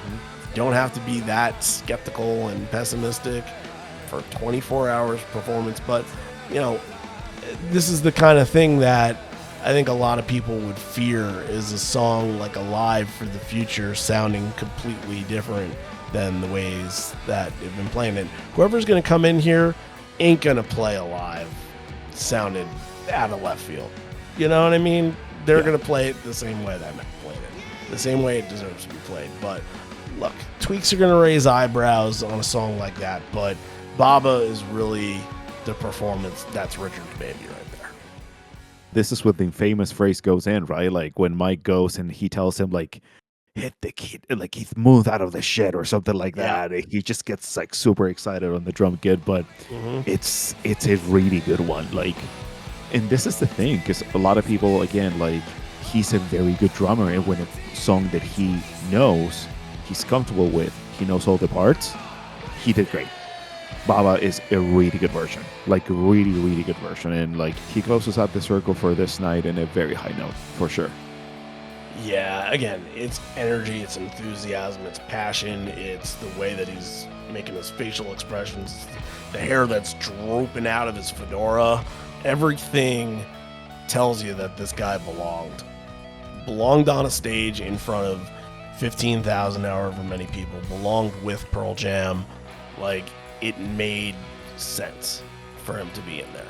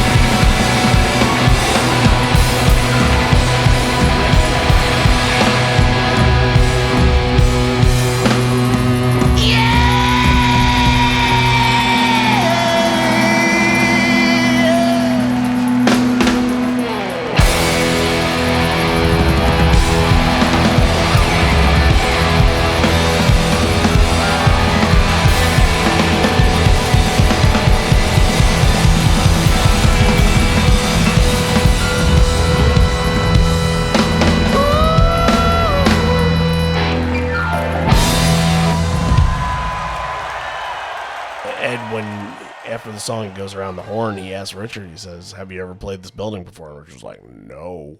Have you ever played in front of this many people before? And Richard's like, no. And I think it's still, when talking to him, it was months after this had all happened, and it was still very, very surreal to him at that point. Like, he was riding very high off of this for a while, and as he should. Continue to ride high. They're your moments. Wear them as a badge of pride. Absolutely. So now we are at the moment where our good friend can take the stage, come out of the woodwork, and join on Yellow Ledbetter and come in on the 4, like he said. Mm-hmm. So I think at the time of watching this, I think my reaction was just like, oh, how very cool that it's just a fan doing something that we're all dreaming about. Like, he's living the life. And then literally 2 days later, like before we even did the interview with him, I'm on the phone with him for like an hour of him just like, not just talking about this, but just like talking about his experiences, just drumming and playing music. And again, like that, it goes a long way. It seemed like he is very thankful that the community was so open to inviting him and been so excited for him, for a situation that in another lifetime, like, this doesn't happen. You know, if he doesn't raise his hand, if the spotlight doesn't go on him, if he's behind the stage, then we don't have another friend. You know what I mean? Like, we don't have a connection with someone. At first, it was just very cool that we got to talk to the guy that played with Pearl Jam. And then, you know, every time I think about it, like, I'm proud of my friend for doing that. Like, that's all I can think of watching that is just, you know, one of the really good people and, you know, smart, bright musicians in our community is just going out there and killing it. When I watched this week, I can't be more happy for him to have had this moment. It's so great and so deserving. It could not have happened to a better human being.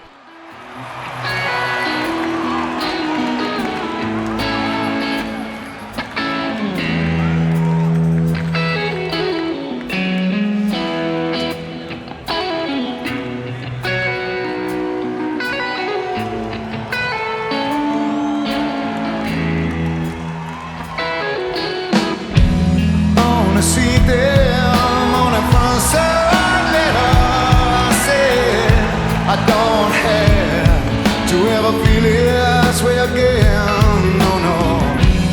On the west side, on the front side, later. Yeah. I don't have to come this way again. No, no. On the west side, I'd like to wish this all away. Yeah. And I tried and I phoned and could have left a message, but nobody was there. Yeah. On the west side, on the front side, later. Oh, yeah, said I don't know where it was, the box or the bag. Yeah, can you see them out on the porch? Yeah. But they don't. Oh, I see them around the front way.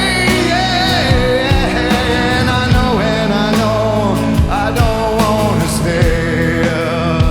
Oh,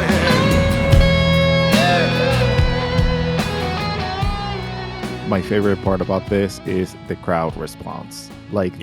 that jolt that you hear the crowd when he gets him on the fourth, like he says, and you can hear the crowd like lifting him and being supportive, and the joy that like one of us is there playing with the band. And Josh is a terrific guy. I had the chance to get to know him personally in Seattle, and we have had an open line of communication, and he's just, yeah, I mean, nobody else deserves this than him. And I'm so glad that it happened to him. And the better outcome, yes, he had this experience, but now, thanks to this, now I can call him a friend too, which is awesome. Like that's the greatest thing about all this, you know?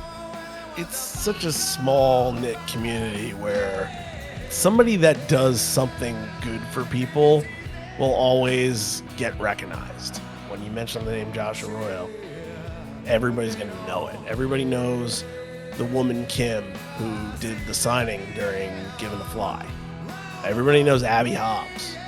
Abby Hobbs was on stage at Wrigley. She sang Won't Tell with the band. They are personalities. When you're listening to the shows and you're listening back, it's just like, cool, they did that. Like Amy, the Wash umbrella girl, you know? Like, at first, like, you listen to the bootleg, it's like, oh, wow, you're a character in this. And then you get to talk to these people. It's like, oh, wow, you're just equally as fanatical about this band design. Right. That could be And- me. Yeah. Yeah, it's so normal, and that's how y'all connect with one another, and that's why, like, I love doing this podcast, is that we can put these connections together and tell the story of Josh on that day. And again, if you haven't listened to the original one, definitely go back and listen to it. It's again, I'll link it in the episode description, but lots of things happened to him that day that could have possibly prevented him from going to that show. So, Yep. yeah. And also, I need one of those t-shirts. I was just going to bring it up. So, I have that shirt. That is a default shirt. I'll wear that to a show if I have no other ideas, because I know that it's always going to get people talking. Right. And I've even wore it to other shows where I've caught people reading. They're like, "Oh, Chamberlain, Irons. Oh, okay. What is all this stuff?" Like, they recognize Klinghoffer, but they're like, Right. well, "Who are all these guys?" I'm like, "Well," when I tell the story, they're like, "That's so cool, man." You know? Yeah. They're like, I need one of those t-shirts. Who made it for you? well, that's Josh's friend from Chicago. So Ah. you text Josh, I'll hook you up. Okay. Perfect. We can add Kai Nukerman's, because I don't have one with Kai Nukerman's name on it. Oh yeah. I forgot. He's the Yeah, kid he that played Mind Your Alive, Manners. right? Yep. Yeah. Oh, he's in a band called The Alive, but they played Mind Your Manners. Right. Ed mentions the shirt too, because Josh is just wearing a shirt with the 5 drummers on it, and Ed says, "Well, we're gonna have to add Arroyo to that," and Josh is like, "No, we had Josh." We had Richard, and Ed's like, "Oh yeah, I like that idea." It's a cool visual at the end that you get to see these guys that probably in another lifetime had no business being on a Pearl Jam stage if not for this unfortunate situation that happens to an absolute legendary drummer. And, you know, coming in for the bow, you kind of see Josh sort of in the background, like kind of shaking hands and then walks away a little bit. Mhm. And Boom is the one. Boom is the one to go back and be like, no, no, no, no, no. Come here, brother. Come here. Come Yep. in the bow line. And Josh is like, okay, yeah, I'll do that. And you can tell like he has his arm around Boom and it's like he's got a grip around him, you know what I mean? Like, wow, this feels real. I should have asked him about that, but Yeah. it's so cool, guys. If you have talent, it could happen to you. But if you don't have talent, it could probably happen to you too. Ask Jason Brown. No, I'm kidding. Ouch. Anyways, let's pick the favorite moments for this show. Am I going to go first on this? Yeah, you're going first. All right. Well, Rockin' in the Free World to open the show. That's legendary. That's stuff of legends right there. So yeah, that's number 3. Number 2 is going to be Bob O'Reilly because I think I'm going to pick one moment of each drummer here. That's really the moment that Stuverud made himself fit within this band and be at his best. And Ledbetter's number 1 because of just the stories that have come out of it and the friendships that have come out of it. That's easy. Yeah, for me, number 3 is going to be Baba for sure. I really like Animal. I think that was a really like solid performance of Richard. That's going to be my number 2, and of course, I mean the number 1. I mean it has to be Yellow Ledbetter. I mean there's no other choice. Like period. Right. But we're not here doing the kind of show that we did today without Yellow Ledbetter. Correct. The rating here is interesting because like how do you weight it and like Right. I'm going to say that my rating is going to be based off of how they reacted to the situation, how they responded to the situation. Yes, I use that again because it's just sort of one of those things that you say now in the Pearl Jam community when you want to use Pearl Jam obvious puns.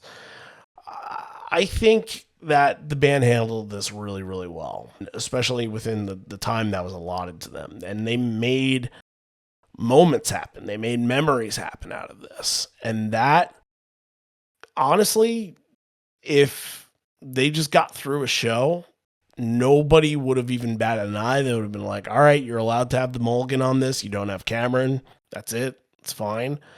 But the fact that they really were able to get some lemonade out of squeezing these lemons is pretty impressive.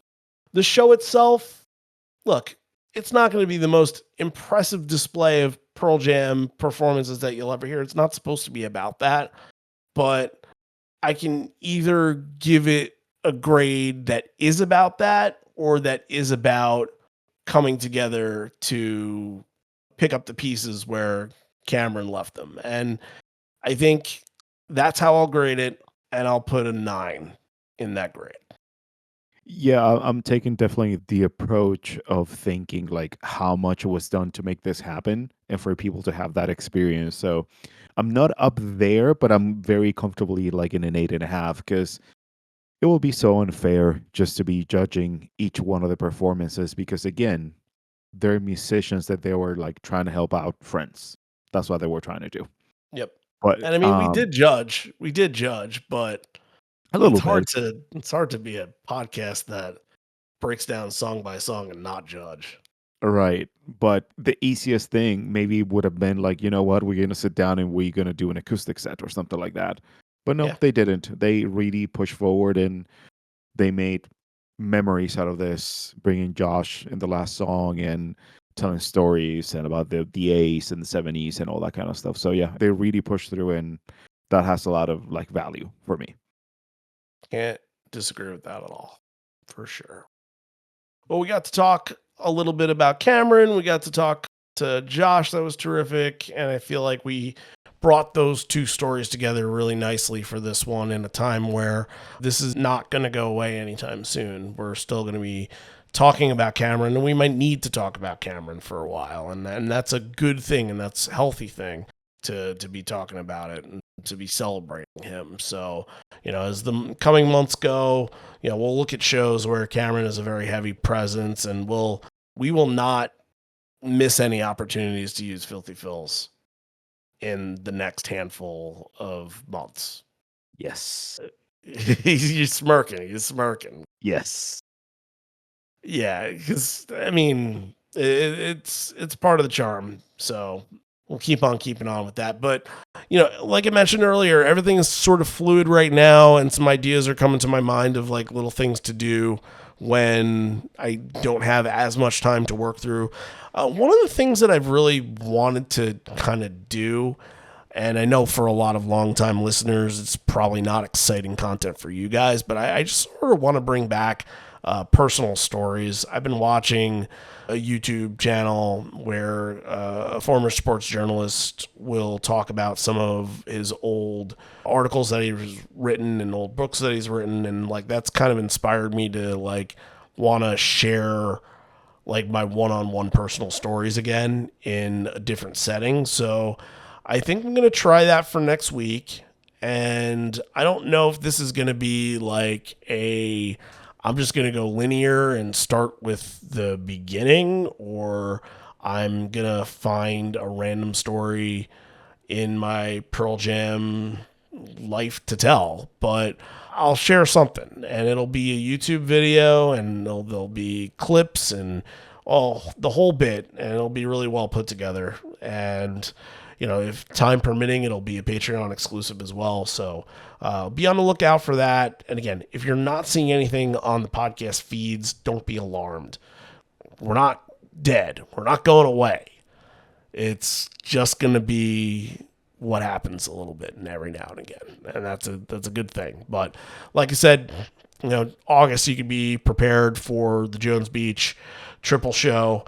It should be a lot of fun. I think that'll be the next time that we come back with some legit shows to talk about. So thanks everybody for tuning in today. If you are subscribed anywhere, please make sure you're subscribed to YouTube now, because that's going to be super important going forward, especially when Touring Buddies really does start to kick in. We had a recording that we were supposed to do pretty recently, and we're pushed back a little bit, and that's unfortunate, but we'll continue putting that together for you guys, and hopefully by the end of the summer we'll have something to show for it. But yeah, head over to YouTube, subscribe. If you're not subscribed to the Spotify or Apple, subscribe there so you know when the episodes are coming out. And listen, if you like the show, give us a little bit of a rating, leave a comment, let the next person that wants to listen to a Pearl Jam podcast know what to expect from listening to us. Just a guy in Syracuse, New York, and a guy in Cedar Falls, Iowa. Just two guys that seem to know a little bit too much about a band that might be a little bit too good. Indie band. All right, close this one on out. This may be the end. We're here, but not for much longer. And although we may be parting ways, miss you already, miss you always. Be back next week in some capacity again. Tune into the YouTube channel, and there will be some good stuff coming on in the coming weeks. But if you're looking for the next linear traditional episode, Jones Beach in August is where you'll have to go with that. So it was good doing this and good getting back on the horn a little bit and feeling good about it. So with that being said, for next week, see you on the pod. See you next time.